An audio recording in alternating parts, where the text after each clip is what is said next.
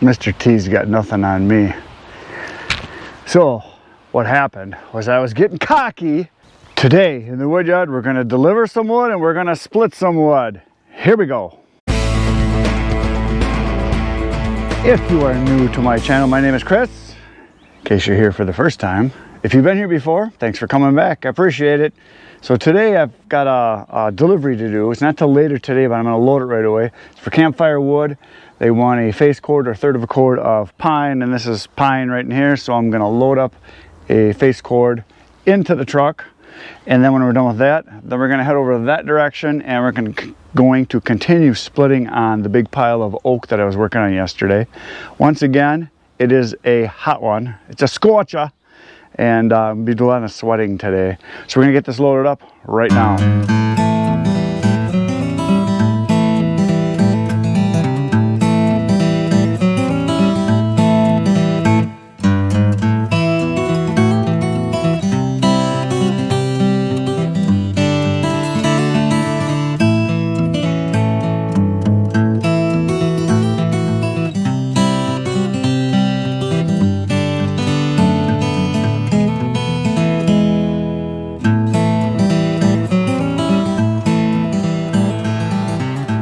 There it is.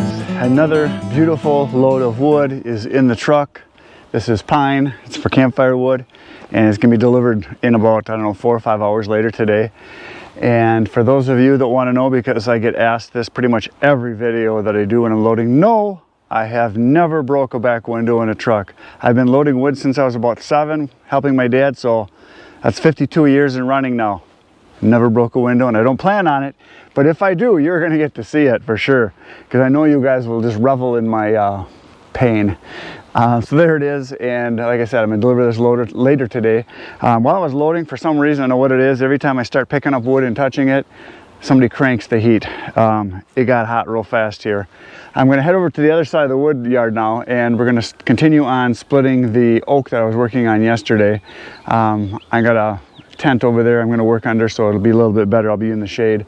So we're going to head over there and we're going to get back to work right now. Here we go. So here I am back in the shelter. It's awesome. Nice being out of the heat. So there's a couple questions that came up just recently on my channel in the comments, and this is one in particular that has come up several times. People ask me about. I get asked a lot about why don't I take the wood right as it's being split off the splitter and stack it right away. The easiest way I can explain this is that it's like texting and driving. Do one thing at a time and don't do a lot of other things. It's just more efficient to do one task at a time and just keep going with it instead of stacking. I mean, I could do that, and yes, it would be all nice and neat and everything, but it would take a lot more time because I'd have to take it from where it is, just a step or two is all it takes, back and forth, back and forth, back and forth, to be close enough to the wood, I mean to the rack where you're going to stack it, and moving the wood over there. It's going to take a lot of extra time in a 8, 10, 12-hour days, all those little steps back and forth. Whereas if I let it just pile up next to where I'm going to stack it, when I go to stack it, I grab it, stack it, grab it, stack it, grab it, stack it. It's just way faster. It just is. But for those of you that aren't doing big production, yeah, that probably makes sense to do it that way. If you're just doing it for a couple hours for your own purpose, yeah, then that'd be fine. But for production, one thing at a time. I don't cut the wood with the saw and then pick up a piece and then split it and then stack it. That just wouldn't be productive. Do one task at a time. That's my opinion. I could be wrong. I am crazy, you know, so, but that's it. So I'm going to get splitting right now on the pile here. I got maybe a third of it, quarter of it done yesterday, and I'm going to continue that direction, hopefully get it all done here today. I'd like to finish all this, and then later today we're going to go deliver wood. So here we go, it's splitting time right now.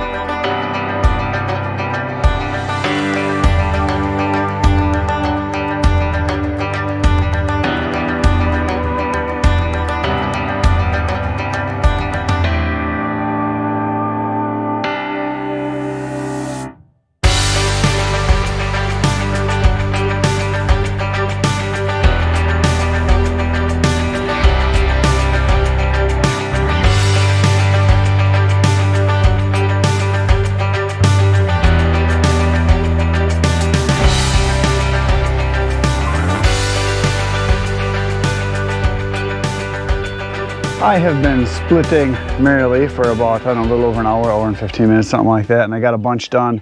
And what I can see is happening is the wood that I've got thrown over where I've got this bin and that bin where I can fit a full cord into each of those. I've got probably about enough wood there that if I keep piling it, it's just going to get to where I'm going to have to dig it out to stack it, so I don't want to do that. So what I did is the splitter, the table used to be over there, and what I did is I turned the whole thing this way, so the wood's going to fall off the end right here, and I can then just have the splitter move this direction towards the wood and work along the outside edge and let the wood just fall off. Because what I'm going to end up doing once I get over into this area is I will probably stack some of that, and I'm going to put another rack right there so I can get a whole other full cord there, so that'll be 3 full cords. And then back in that corner where that wood is, all that wood's got to come out this way, and I'm going to put a rack back there because it'll just fit, and bring the rack out this way. I should be able to get 2 more full cords in there. So that's what's going to happen. It's nice to take a little break because it's getting toasty out here, or as my good friend Dana at Tommy Trailers would say, he's got a YouTube channel, you should check it out. He's a good guy, he's a funny guy. He would say, "It's a scorcher here." Whew. Back to work.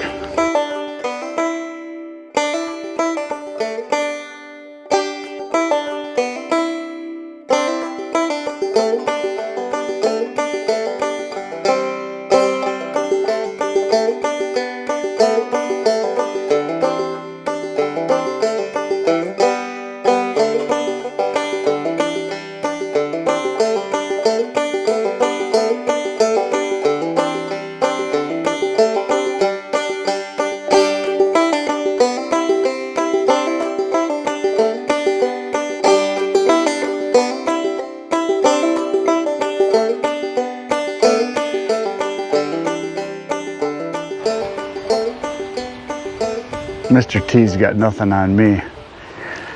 So what happened was I was getting cocky and I thought I could split a crotch piece over here, and it stuck big time on my 4-way wedge, which is one of the downfalls, it's only a slight one, of the Ultra. If you're splitting really bad, nasty, crotchy, this is a double crotch. It's a split and a branch coming off of it, so it's like a triple, and it got stuck in there. And I usually throw those pieces off to the side, but I got cocky and I figured, oh, I can do it. And I got a couple chunks off of it, and then I turned it, didn't realize how bad it was, and it just rammed it right in there and it got stuck really bad. So that's what the chain is for. I'm going to show you something I've showed on a few other videos that some of you may not have seen, or for people that are new to the channel, or if you just haven't seen that one, there's a way to get this off without using any physical strength other than the chain. I used to take my big 8 or 10 pound, splitting maul, and I would pound on it right here. I'll come in close so you can see here. I'll take you guys off over there.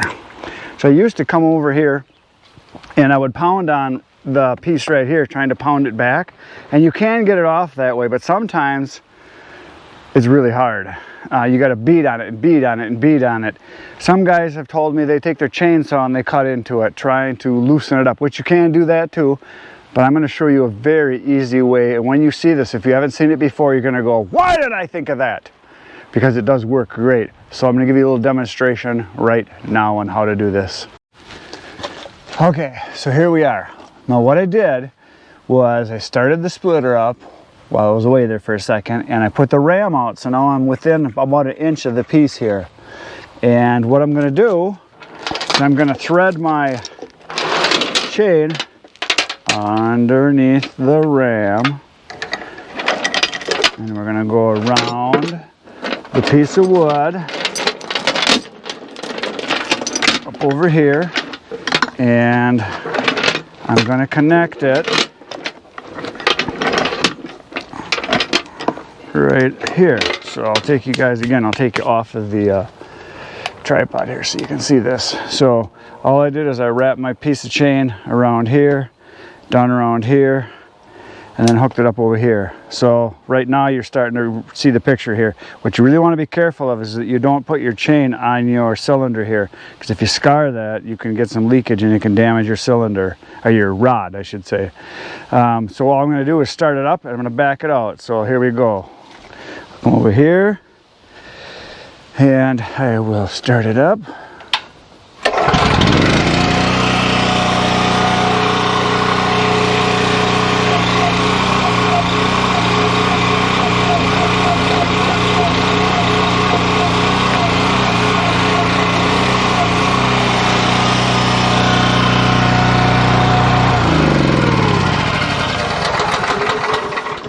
So there, and again, you got to be very careful also to not have your link get rammed in between the rod here and your cylinder, because obviously that's a pinch point that you could damage some stuff there. But yeah, you just pull off, and that one was really on there, really tight. And I just give it like I did. You saw me just kind of just touching it and just kind of pull it easy. Sometimes you can just give it a pop and it comes right off. But that one was really on there. But again, a lot easier than pounding on it with a splitting maul or sledgehammer. And so what I'm gonna do is toss this one to the side. And I toss it over here by these bad boys. I've been tossing these nasty ones over here because I've got, obviously there's a crotch right here. Here's where a branch came in right here, so that's a tough one. This one is a elbow. So what it is, it's a branch that was like this, and this is the elbow. You can see right here is the actual center of the piece. Right there's the center of it. So it was a real tight curve here. So this one was really hard. I actually hit it once already with the wedge and it didn't go. I could have worked on the corners of it, but it's easier just to toss it off. Here's another one I hit with the ram. This was where a big branch came off. You can see right here's where the branch came off. And I hit it with the ram one time, or the wedge right there, and it didn't want to go, so I didn't try to force it. And I think that's where a lot of guys get into trouble. They try to make the machine do more than really what it should do. This is only a 14-ton splitter. A bigger splitter, yes, probably like, you know, a 25, 27, 30 ton would probably power through it. But try not to abuse the equipment any more than I have to, and this is just one way to make it work. So I'm gonna toss this piece off to the side, and I can see there's a couple more coming up. There's another one right over there that I can see that's a crotch piece, or where the branch was sticking out. And when I got these pieces, you can see here there's chunks off of these, and I had to load these into my trailer because it was on location. So I popped off what I could on these with my splitting maul. I popped a lot of these off here just to get them down to a manageable size so that I could then haul them. And then now I'm gonna put them off to the side. And so when I'm all done with all the easy stuff, I will switch my wedge out. And right here's my single wedge right here, which was a couple $100 extra, worth every penny, because with the single wedge I can go through anything. It's not a problem at all. The four-way, it's a little tough on these crotchety ones. So there you go, there's a little lesson for today. We're gonna get back to splitting right now.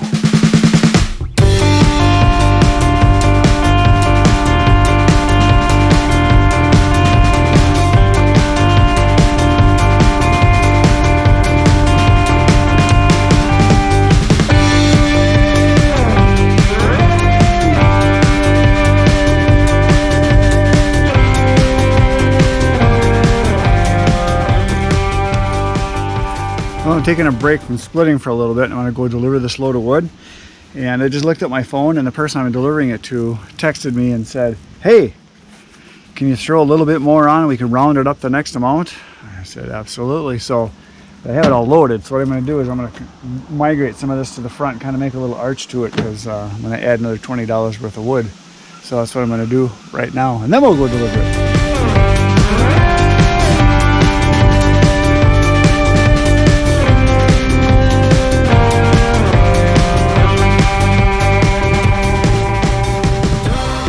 There, it is on. And now this would qualify probably for an oversized truckload, just like Joe's Premium Firewood, because it's an oversized load. So there it is, it's on. That's as much as I can get in without stacking. Stacking, I could get more in, but I need to throw a little bit more in. So there it is. We're down the road to go deliver it right now. I'll help you out, okay? Yeah, just watch the slivers. Yep. I'll just toss it. Yep. There, I'll put it over here.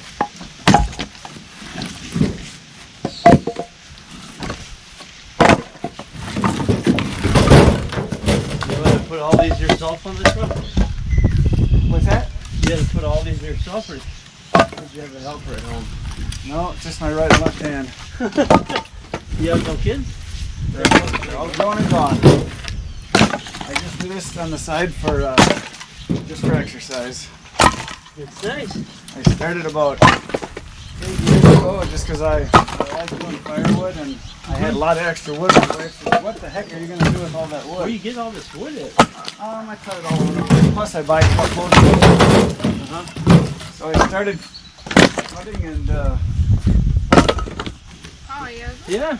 Just my wife Linda. You wanna help me? Yeah. Or all the kids? Oh, we did. Buscar aí? Well, vet vet.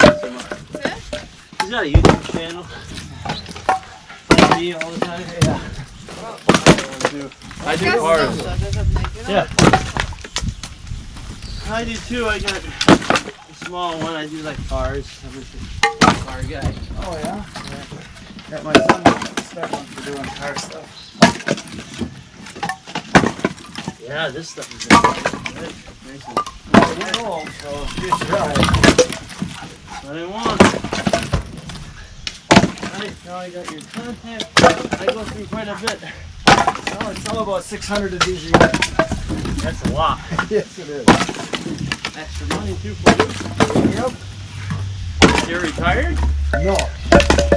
I don't ever want to retire. I hate sitting around. No. Me too.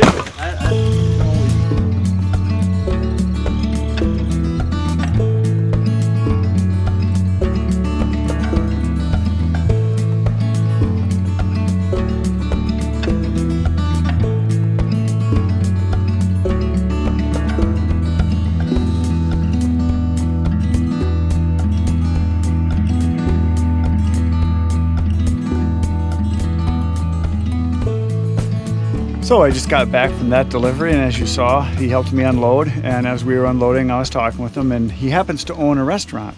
And the reason I'm bringing this up is that I have, I think it's 4 for sure, maybe 5 people that I deliver to that have restaurants.